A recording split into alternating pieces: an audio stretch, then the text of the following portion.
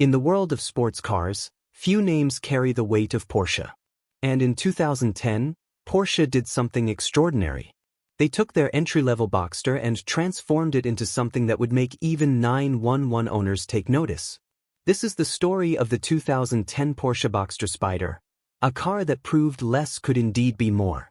Imagine stripping away everything unnecessary from an already focused sports car.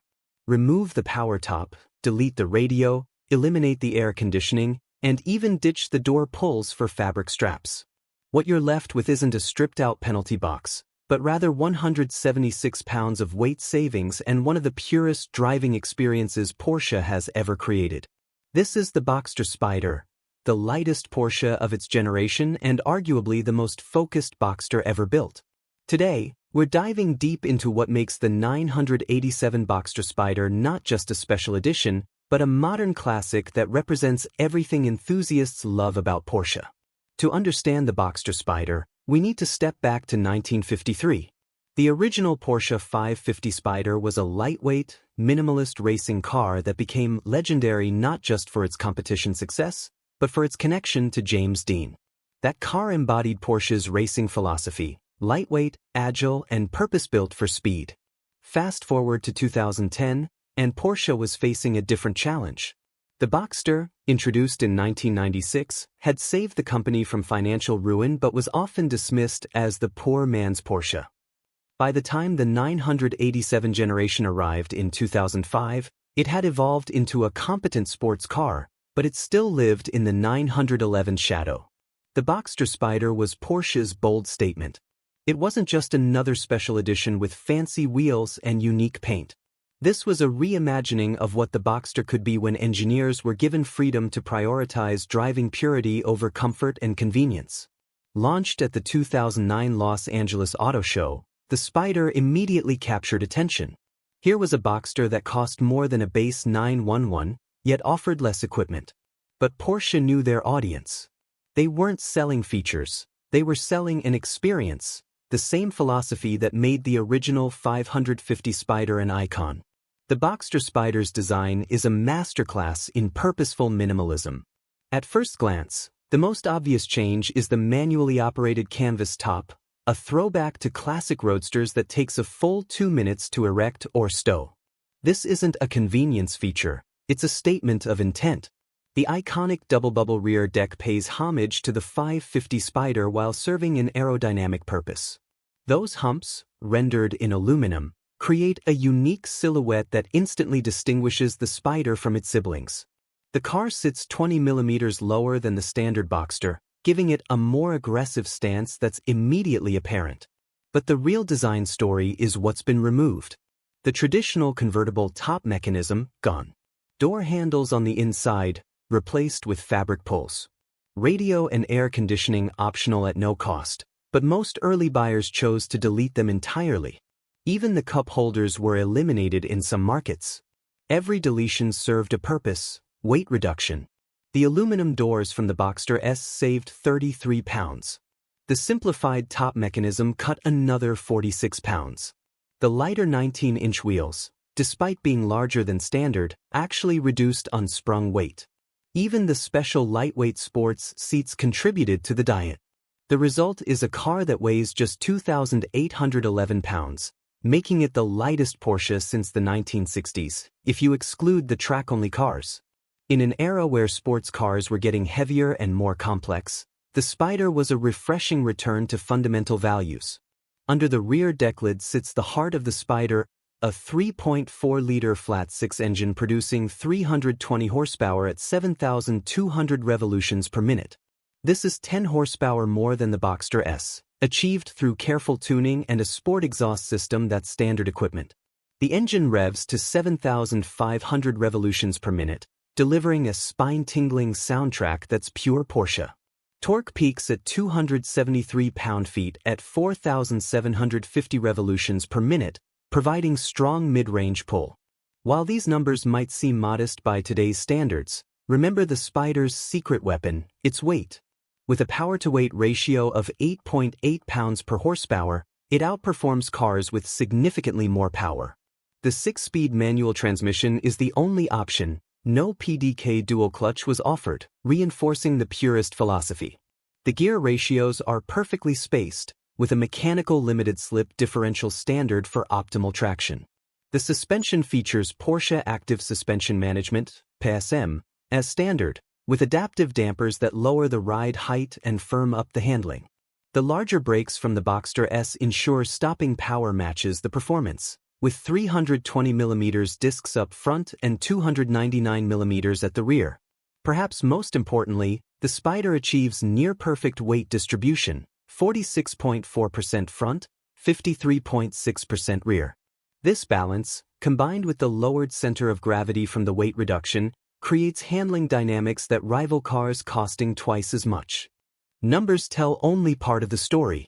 The Spyder accelerates from 0 to 60 miles per hour in 4.8 seconds and reaches a top speed of 166 miles per hour.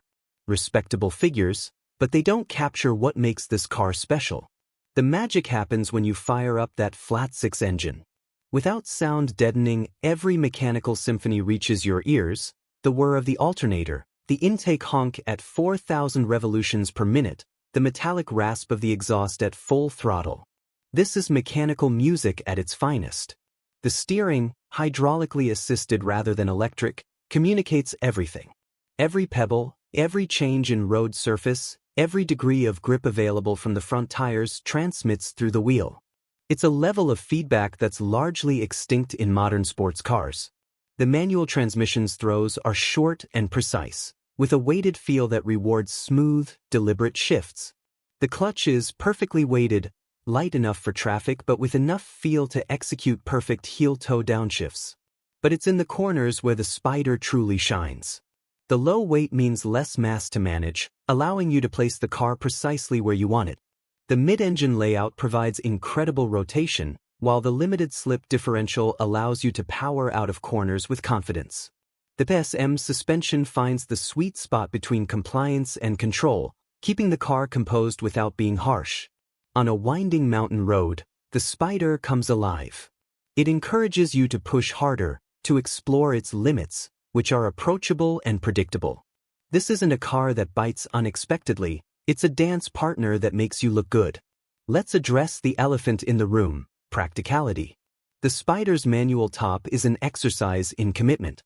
It's not something you can quickly raise at a stoplight when rain appears. The process involves multiple latches, careful alignment, and patience. The top itself offers minimal weather protection and significant wind noise at highway speeds. Storage is surprisingly decent, with front and rear trunks providing enough space for a weekend trip, assuming you pack light. The interior, while minimalist, isn't punishing. The sport seats are supportive and comfortable for long drives. If you opted for air conditioning and a radio, the cabin is perfectly livable. But buyers didn't choose the Spyder for practicality. They chose it for experiences like early morning drives on empty roads, track days where every pound matters, and the satisfaction of owning something genuinely special. This is a fair-weather friend, best enjoyed top-down on perfect days. Maintenance follows typical Porsche patterns, not cheap, but not exotic car expensive. The naturally aspirated engine is robust and relatively simple. The main concerns are the intermediate shaft bearing, addressed in later 987.2 models, and regular maintenance of the convertible top mechanism. When new, the Boxster Spyder started at $61,200, roughly $10,000 more than a Boxster S and approaching base 911 territory. This positioning was deliberate. Porsche wasn't trying to sell volume, they were creating a halo product for the Boxster line. Limited to just 1,960 units worldwide, with only about 800 reaching the United States, exclusivity was built in. Buyers weren't just getting a faster Boxster, they were joining an exclusive club. Competition was limited but fierce. The Lotus Evora offered similar philosophy but with less refinement. The BMW Z4 S-Drive 35 is provided more power and comfort but less engagement. The Audi TTS was more practical but front-wheel drive based. Nothing quite matched the Spyder's combination of purity, performance, and pedigree. Today's market tells the real story. While regular 987 Boxsters have depreciated significantly, Spyders have held their value remarkably well. Clean examples with low mileage often trade for near original MSRP, with exceptional examples exceeding it. The manual-only transmission, limited production, and growing appreciation for analog sports cars have made the Spyder a modern collectible. The 2010 Boxster Spyder's influence extends far beyond its production run. It proved there was still a market for focused, driver-oriented sports cars in an increasingly digital age. The success led Porsche to continue the Spyder lineage with the 981 and 718 generations, though none quite captured the original single-minded focus. More broadly, the Spyder helped reshape perception of the Boxster line. It proved the mid-engine platform could deliver an experience rivaling, some say exceeding, the 911 in pure driving enjoyment. It showed that less weight could be more valuable than more power, a lesson the industry is only now beginning to relearn with electrification adding hundreds of pounds to performance cars. The Spyder also marked a turning point in enthusiast values. In 2010, choosing a manual transmission, deleting conveniences, and accepting compromises for driving purity seemed anachronistic. Today, these choices define the most sought-after enthusiast cars. The Spyder was ahead of its time by looking backward.